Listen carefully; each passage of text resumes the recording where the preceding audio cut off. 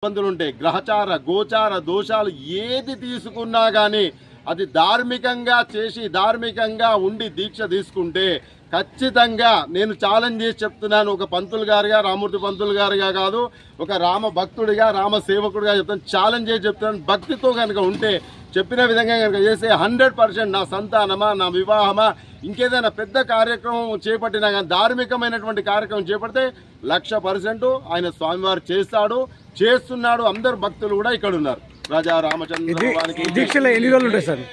దీక్ష ఎన్ని రోజులు? యొక్క దీక్షా కార్యక్రమము సప్తాహం అంటారు. 7 రోజుల కార్యక్రమం.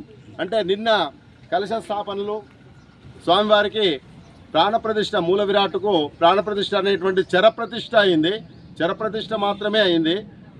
అందులో భాగంగా కలశ ప్రతిష్టాపన, ఈ రామతో భద్రమండలం అంటారు. ఇదంతా కూడా రామతో భద్రమండలం అంటారు.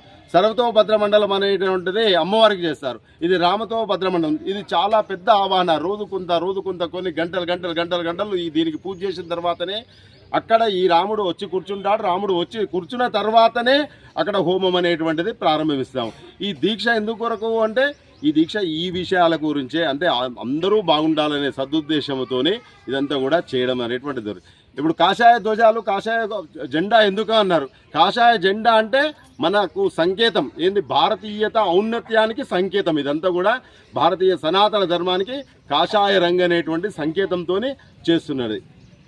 రాజా రామచంద్ర